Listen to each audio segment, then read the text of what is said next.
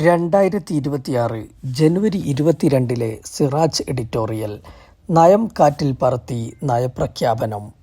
കേരളത്തിലും തമിഴ്നാട്ടിലും ഗവർണർമാരുടെ നയപ്രഖ്യാപന പ്രസംഗത്തിൽ അസാധാരണ രംഗങ്ങളാണ് ദൃശ്യമായത്. കേരളത്തിൽ ഗവർണർ രാജേന്ദ്ര ആർലേക്കർ പിണറായി സർക്കാർ തയ്യാറാക്കിയ നയപ്രഖ്യാപന പ്രസംഗത്തിൽ കേന്ദ്രത്തെ വിമർശിച്ച ഭാഗങ്ങൾ ഒഴിവാക്കിയും തൻ്റേതായ ചില പരാമർശങ്ങൾ കൂട്ടിച്ചേർത്തുമാണ് വായിച്ചത്. തമിഴ്നാട്ടിൽ ഗവർണർ RN രവി നയപ്രഖ്യാപന പ്രസംഗം വായിക്കാൻ കൂട്ടാക്കാതെ സഭയിൽ നിന്ന് ഇറങ്ങിപ്പോകുകയായിരുന്നു. ഭരണഘടനാ അനുച്ഛേദം 176 പ്രകാരമാണ് ഓരോ വർഷത്തെയും നിയമസഭാ സമ്മേളനത്തിന്റെ തുടക്കത്തിൽ നയപ്രഖ്യാപന പ്രസംഗം ഗവർണർമാർ നടത്തുന്നത്. സർക്കാരിന്റെ അടുത്ത വർഷത്തെ നയങ്ങളും കർമ്മപദ്ധതികളും ജനപ്രതിനിധികളെയും ജനങ്ങളെയും അറിയിക്കുന്ന സുപ്രധാന ചടങ്ങാണിത്. മന്ത്രിസഭയാണ് ഈ പ്രസംഗം തയ്യാറാക്കുന്നത്. ഗവർണർ അത് വായിക്കുമ്പോൾ അദ്ദേഹം സർക്കാരിന്റെ ശബ്ദമായി മാറുകയാണ്. അവിടെ ഗവർണറുടെ വ്യക്തിപരമായ അഭിപ്രായങ്ങൾക്കോ രാഷ്ട്രീയ വിയോജിപ്പുകൾക്കോ സ്ഥാനമില്ല. തമിഴ്നാട്ടിൽ നിയമസഭാ സമ്മേളനത്തിന്റെ തുടക്കത്തിൽ ദേശീയ ഗാനത്തിനു പകരം തമിഴ് തായ് വായ്ത്തഷ്ട് ഗാനം ആലപിക്കുന്നതാണ് ഗവർണറെ ചൊടിപ്പിച്ചത്. ദേശീയ ഗാനത്തോടുള്ള അവഹേളനമാണ് ഇതെന്നാണ് ഗവർണർ രവിയുടെ വാദം.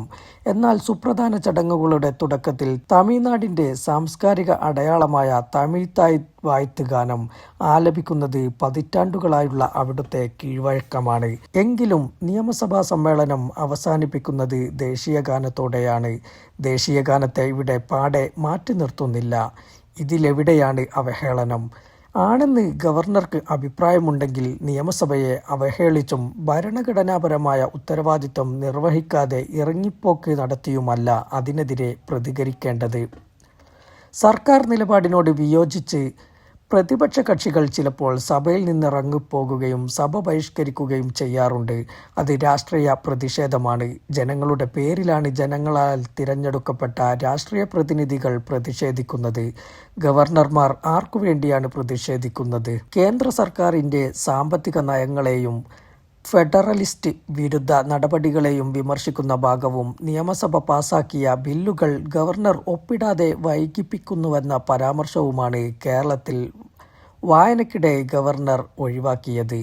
ഈ പരാമർശങ്ങളോട് അദ്ദേഹത്തിന് വിയോജിപ്പുണ്ടായേക്കാം. എങ്കിലും അത് വായിക്കാൻ ബാധ്യസ്ഥനാണ്. ജനാധിപത്യപരമായി തിരഞ്ഞെടുക്കപ്പെട്ട ജനങ്ങൾ ഭരണത്തിനായി നിയോഗിച്ച സർക്കാരിൻ്റെ നയപ്രഖ്യാപന പ്രസംഗത്തിൽ മാറ്റം വരുത്താനോ കൂട്ടിച്ചേർക്കാനോ കേന്ദ്രത്തിന്റെ ഔദാര്യത്തിൽ നാമനിർദ്ദേശത്തിലൂടെ കടന്നുവന്ന ഗവർണർക്ക് അധികാരമില്ല. ജനാധിപത്യത്തോടുള്ള അവഹേളനവും ഫെഡറലിസത്തോടുള്ള വെല്ലുവിളിയുമാണത്. കേന്ദ്രത്തിന്റെ ഏജൻസിയല്ല, സംസ്ഥാനത്തിന്റെ ഭരണഘടനാ തലവനാണ് ഗവർണർ. കേന്ദ്ര സർക്കാരിനെ പ്രീതിപ്പെടുത്താനായി സംസ്ഥാന സർക്കാരിന്റെ നയപരമായ വിയോജിപ്പുകളെ സെൻസർ ചെയ്യുന്നത് ജനാധിപത്യപരമായി തിരഞ്ഞെടുക്കപ്പെട്ട സർക്കാരിന്റെ അവകാശത്തിന്മേലുള്ള കടന്നുകയറ്റമാണ്.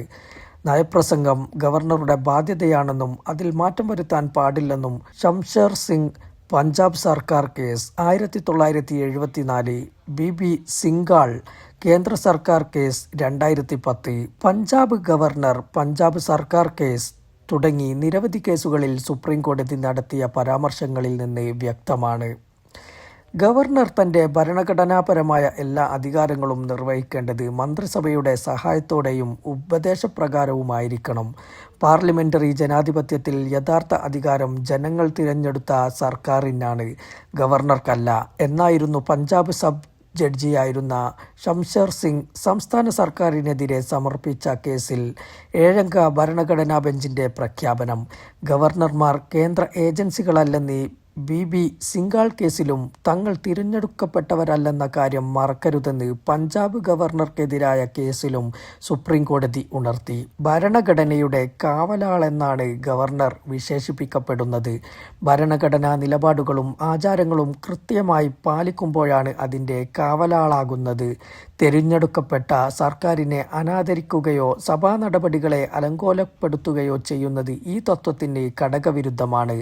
ഗവർണർ പദവി എടുത്തുകളയണമെന്ന ആവശ്യം ദേശീയ തലത്തിൽ സജീവമായതിൻ്റെ കാരണം തങ്ങളുടെ പരിധിവിട്ട കളികളുടെയും കേന്ദ്ര സർക്കാരിൻ്റെ ചട്ടുകമായി മാറിയതിൻ്റെയും അനന്തരഫലമാണെന്ന കാര്യം ഗവർണർമാർ ഓർത്തിരിക്കേണ്ടതാണ്. കേരളത്തിലും തമിഴ്നാട്ടിലും മാത്രമല്ല, BJP ഇതര പാർട്ടികളുടെ ഭരണത്തിലുള്ള സംസ്ഥാനങ്ങളിലെല്ലാം സർക്കാർ ഗവർണർ സംഘർഷം പതിവ് സംഭവമാണ്.